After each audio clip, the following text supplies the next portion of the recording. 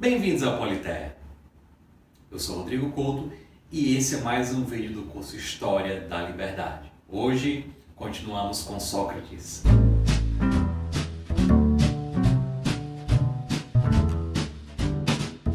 No vídeo anterior do curso História da Liberdade, Sócrates surge como o fundador, o marco inicial de um novo momento da filosofia. A filosofia que se preocupava antes de Sócrates com fenômenos físicos, ou seja, com a natureza. E que a partir de Sócrates passa a se preocupar com fenômenos humanos. E Sócrates faz isso, permitiu isso, com a conceituação, as tentativas dele de conceituar ideias, noções que são importantes para a organização da vida em sociedade. Então, embora não tenha deixado nada da própria pena, existe um conjunto de diálogos de Platão, são chamados de diálogos socráticos, que oferecem as tentativas de Sócrates de chegar a conceitos relevantes. E esses diálogos, eles nos levam a conceitos como coragem, piedade e outros mais. Não a justiça que foi objeto da República de Platão posteriormente, mas as virtudes gregas estão aí nos debates, nos diálogos que são chamados de socráticos. E hoje vamos para infelizmente não podemos estudar aqui todos esses diálogos, mas vamos para um desses diálogos que trata do conceito de piedade religiosa, que era uma das virtudes cardeais para os gregos, daí a importância disso. E esses diálogos socráticos, eles têm início em uma cena do cotidiano de Atenas, por exemplo, e eles têm início com Sócrates a questionar determinados personagens que vão oferecer conceitos, por exemplo, no caso de Eutífron, de piedade, e vão debater com Sócrates esse conceito até que seja encontrada, seja descoberta uma fórmula específica que no final vai ser rejeitada por Sócrates. Vejam, Sócrates não chega ao conceito de piedade religiosa no Eutífron, mas ele ensina a pensar os conceitos, ele ensina a chegar aos conceitos. É um método que ele utiliza que é importante nesse caso. Então, antes de ir para o diálogo, vamos ver qual é o contexto que nos leva a essa cena do cotidiano. Bem, esse momento, como eu falei no vídeo anterior, é um momento de muito conflito entre as cidades gregas, especificamente entre as cidades gregas de Atenas e Esparta. E Sócrates era amigo de Alcibíades. E Alcibíades era um general que traiu Atenas por Esparta. Mais tarde ele chegou a trair a própria Esparta. E vejam, além disso, Sócrates tinha como ex-alunos vários daqueles que se tornaram parte dos chamados 30 tiranos, que era um governo oligárquico odiado pelos atenienses e imposto a Atenas por Esparta. E além disso, Sócrates havia também elogiado regimes bastante distintos do regime democrático ateniense, como o próprio regime espartano. Então isso levou a uma acusação de impiedade contra Sócrates.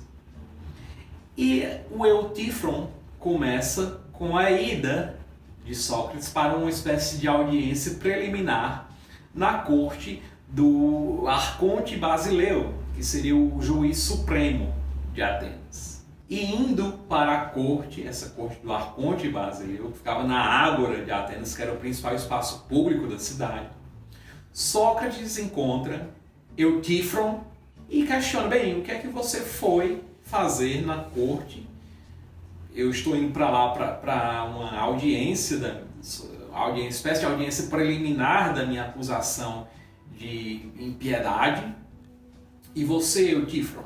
Bem, Eutífron responde, eu vim indiciar, vim apresentar uma acusação contra o meu próprio pai de homicídio.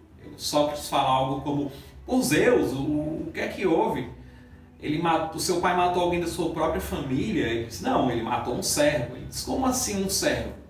Esse servo matou outro dos nossos servos. Ele estava enlouquecido, bêbado, e em sua ira matou outro servo. Meu pai o amarrou e o jogou numa vala e mandou mensageiros para consultar os exegetas, os álgores, para saber o que fazer com esse servo. Esse mensageiro demorou muito tempo e esse servo morreu de fome e frio. E eu vim apresentar essa acusação. E vejam só aqui, Eutífron está numa posição muito difícil, porque de fato o homicídio envolvia algo de impiedade, porque entre os gregos, para os atos sagrados, os atos de veneração aos deuses, dependiam de uma pureza ritual, e o assassinato causava impureza, que é exatamente o contrário. E você conviver com o assassino também poderia causar impureza, essa impureza que nega a possibilidade de venerar os deuses, de participar da vida religiosa. E Eutífron então foi denunciar o próprio pai, apresentar essa denúncia. Pois bem, é um pequeno problema aí, grande problema para Eutífron. Você acusar o próprio pai de algo, mover isso contra o próprio pai, envolve também impiedade, segundo o pensamento grego. Então Sócrates diz a Eutífron que ele então deve entender muito sobre esses temas de religião, as coisas sagradas, já que ele teve essa coragem de ir, essa disposição de ir apresentar essa queixa contra o próprio pai. E Eutífron diz que sim, ele, mais do que qualquer outro grego, mais do que qualquer outro ateniense, ele sabe muito bem o que é que ele está fazendo, ele conhece muito bem o que é a piedade, que é uma virtude cardinal para os gregos. E o Sócrates diz, bem, se você conhece a piedade tão bem, você sabe o que é piedade, me diga o que é piedade, porque eu vou participar dessa audiência preliminar e esse conhecimento pode ser útil para a minha própria defesa. E então Eutífron diz, bem, isso é muito fácil, piedade é algo que é amado pelos deuses, é um ato de piedade, é um ato amado pelos deuses. E a impiedade é o contrário, um ato desprovido de piedade é aquele que é odiado pelos deuses. E Sócrates, ok, eu entendo, mas veja só, os poetas e os contadores de histórias, eles dizem que existem vários deuses e que muitas vezes esses deuses estão em desacordo. Então, um deus pode gostar de um ato e um outro deus pode não gostar desse ato. E um ato não pode ser simultaneamente piedoso e não piedoso. Como é que você resolve isso, Eutífron? Ele diz, bem, eu tenho certeza que nesse caso é um ato piedoso apresentar a queixa contra o meu pai. Sócrates diz, bem, eu não quero saber se esse ato é piedoso ou não. Eu quero saber que caráter é esse, na essência do ato, que o torna piedoso. Vejam só, aqui o Sócrates quer saber o que é um ato piedoso. Ele não quer saber que atos podem ser classificados assim. Ele não quer uma lista de atos piedosos, ele quer o conceito de piedade. Ele não quer também um dado acidental desses atos listados, ou seja, ele não quer especificidade sobre esses atos, ele quer saber o que é que todos eles têm em comum e faz com que sejam atos piedosos, ele quer a forma da piedade. E o diálogo segue com essas trocas entre Eutífron e Sócrates, até o momento em que o Tiflon tem que sair, ele diz que tem outros assuntos e vai embora, mas o que é que a gente encontra na essência aí do debate? O que a gente encontra é o fato de que os deuses, ou um deus determinado, ama ou odeia um ato, não significa que esse ato é necessariamente piedoso ou não.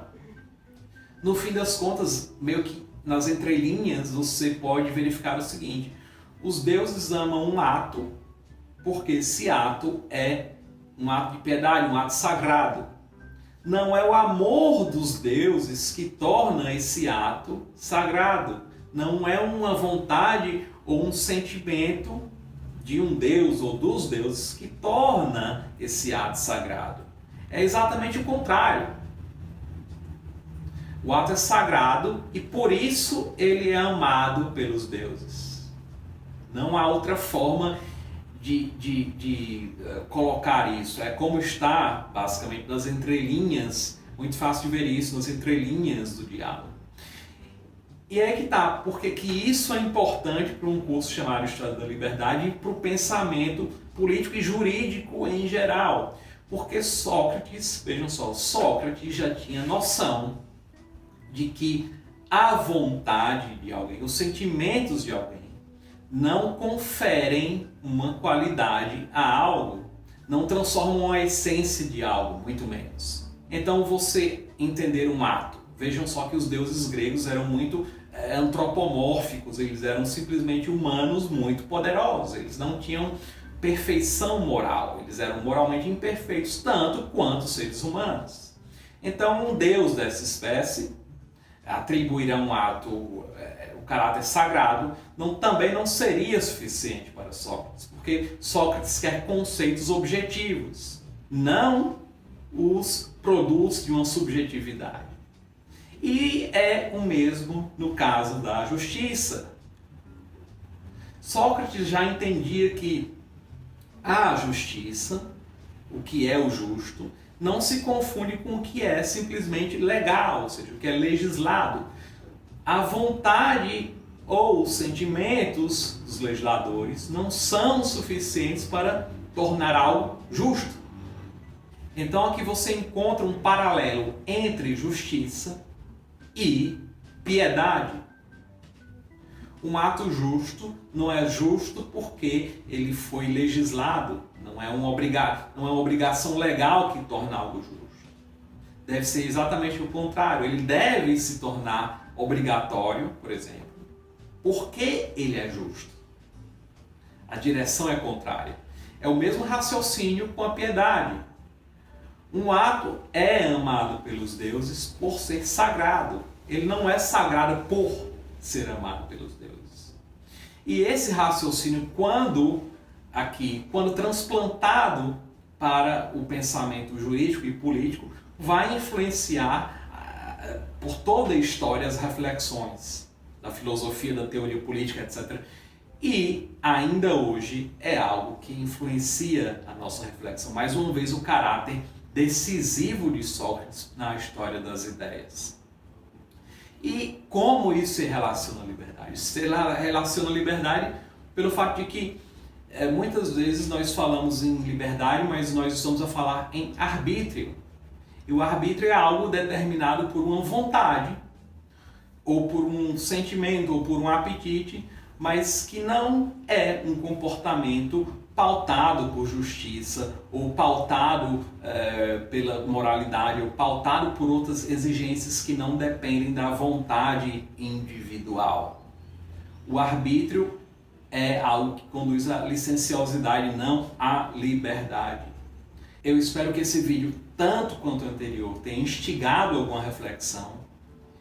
E temos ainda mais 2 vídeos sobre Sócrates, nos quais vocês vão acompanhar esse processo, essa acusação a qual Sócrates foi submetido de forma injusta, obviamente. E para acompanhar esse conteúdo, lembre de se inscrever no canal, ative o sininho para receber notificações, deixe o seu like, comente e até a próxima. Tchau, tchau!